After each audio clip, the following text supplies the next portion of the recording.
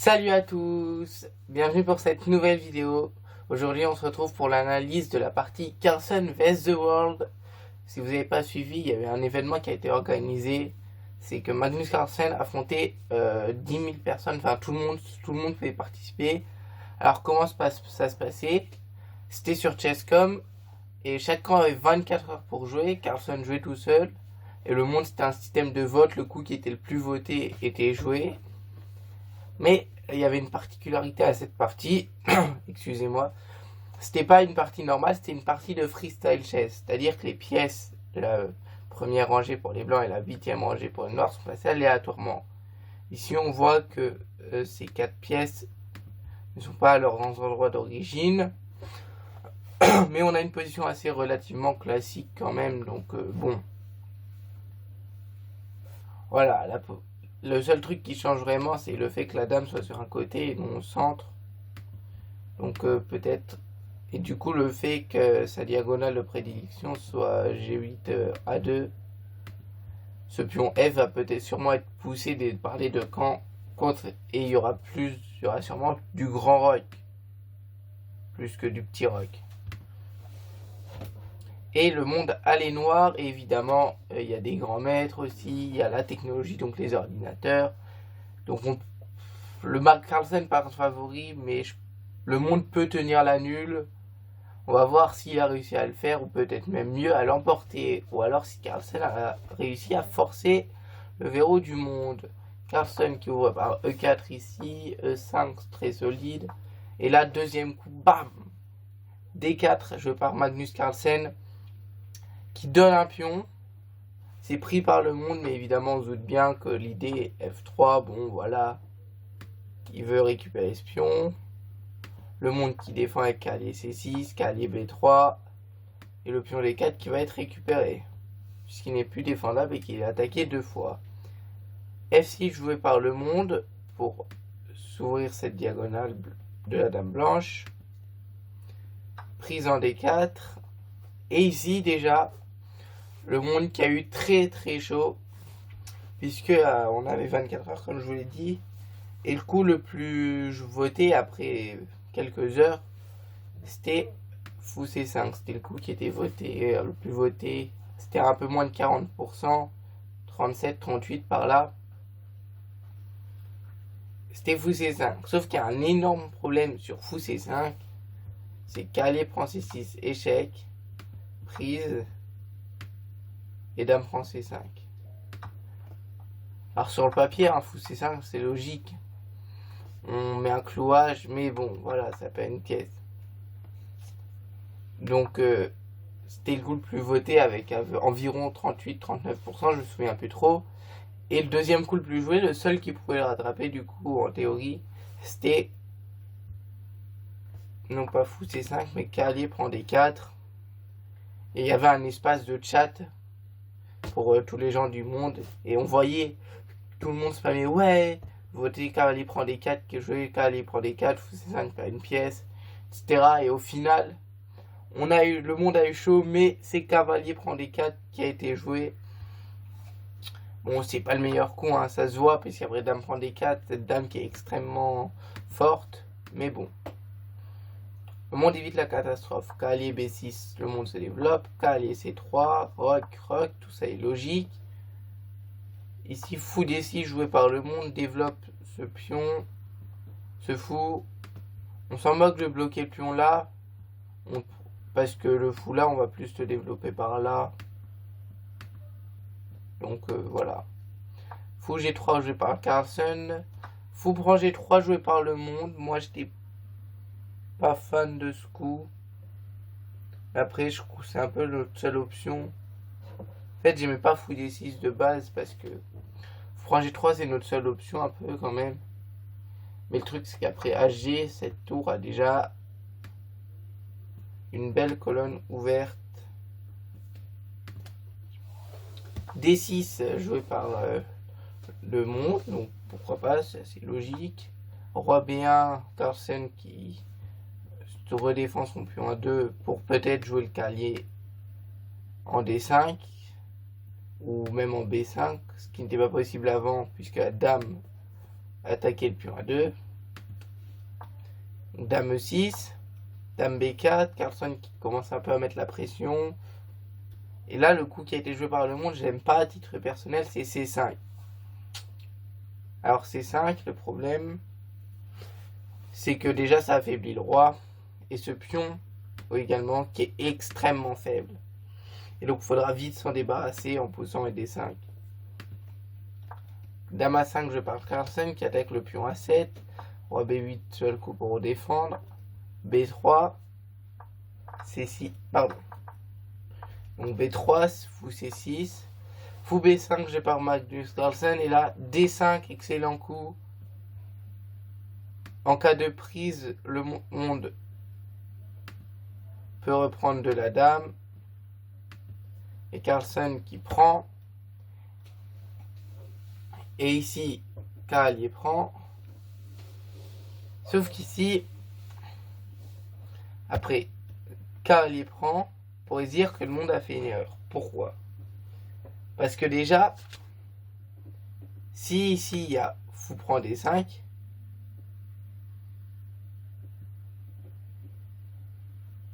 on a, donc je vais vous montrer, fou prend D5,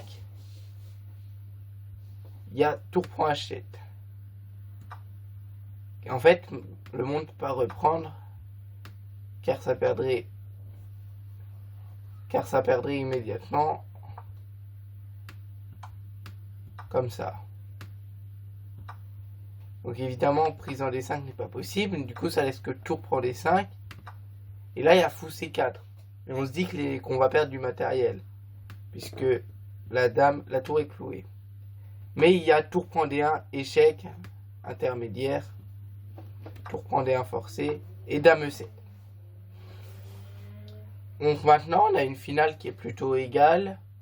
Le monde a une meilleure structure de pions, puisque Carlsen a des pions doublés. Mais bon, ses pièces sont un peu plus actives.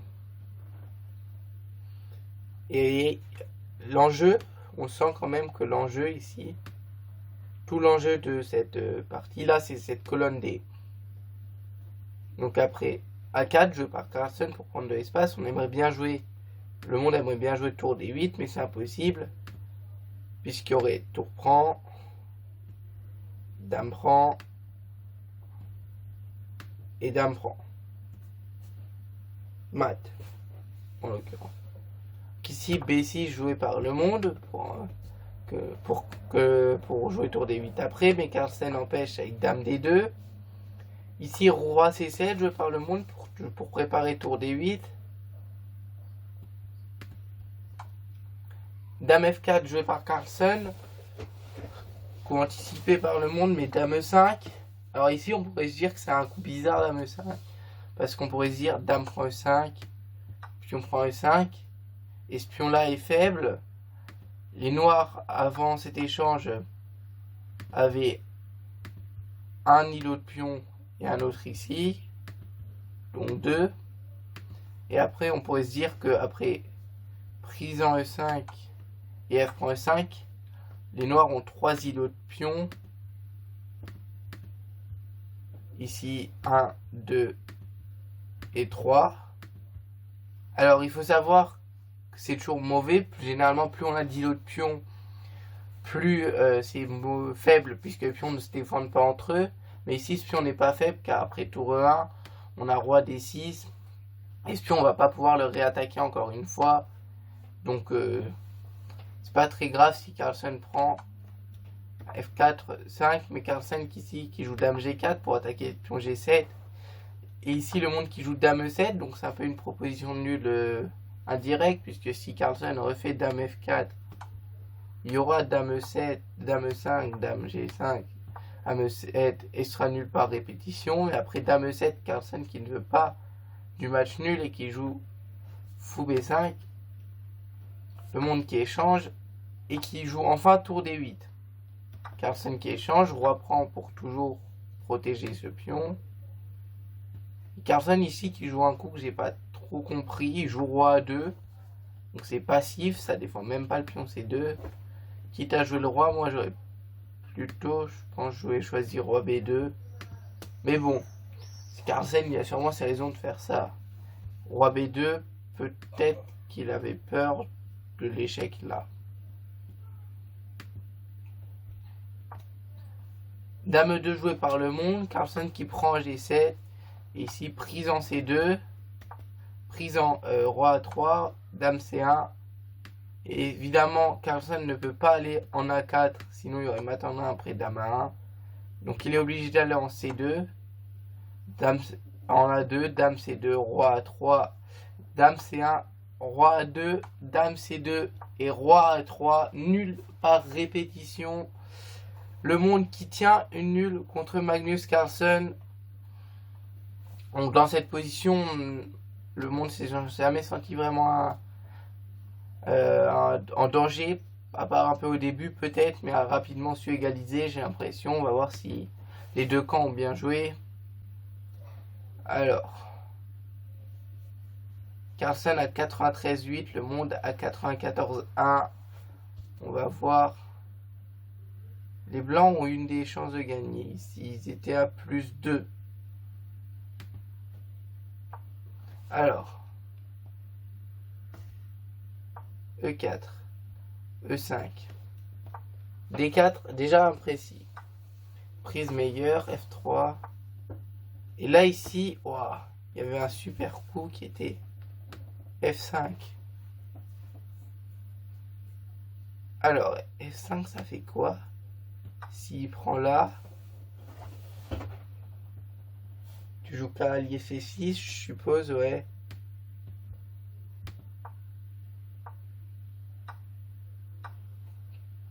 Et t'as un meilleur développement, ouais, ok. Et F5, et s'il prend là,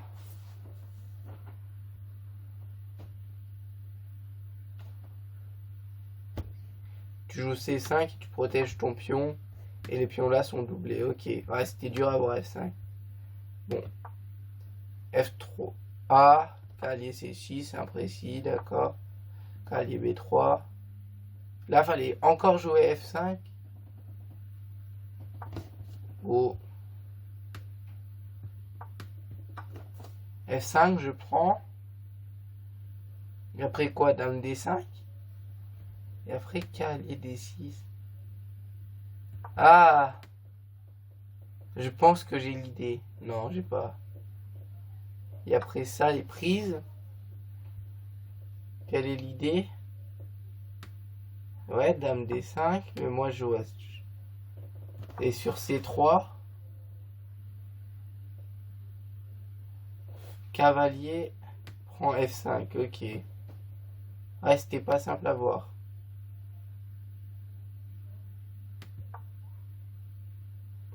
Ok, A6 un peu imprécis. Prise. Ah, prise, c'est le meilleur coup. Ok. Cavalier B6 un peu imprécis. Cavalier C3. Requéreur. Les blancs sont à plus 2. Pourquoi ils sont à plus 2? À cause de fou G3. Et tu pourras jamais te développer correctement. Puisque je sais pas, si tu joues Dame 6, admettons.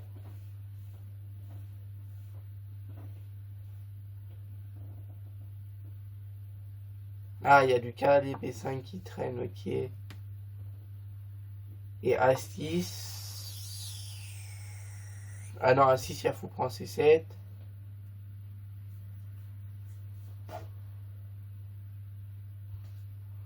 A6, il n'y a pas même juste ça qui marche.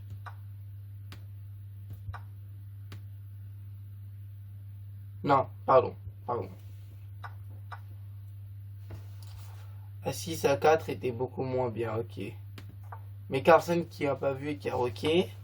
Fou D6, fou G3 un peu imprécis, prise, D6, B1, Dame E6, superbe séquence. C5, ok. Roi B8, seul coup, oui. Bon, c'était pas dur. B3, fou C6, fou B5, D5, ok.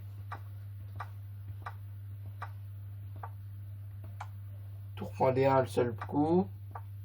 Dame E7, meilleur. Et après, bon.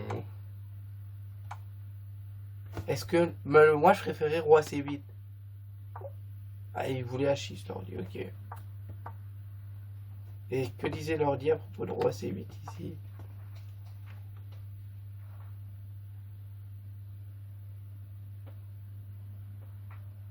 Donc ici, c'est pas bon à cause de tour 1.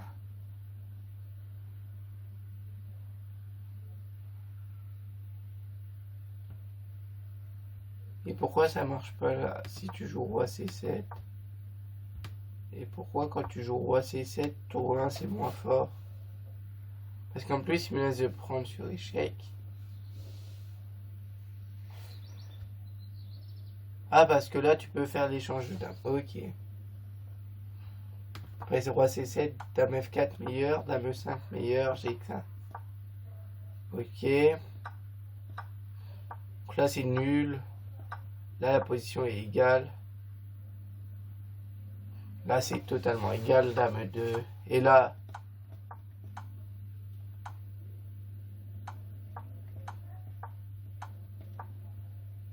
Draw.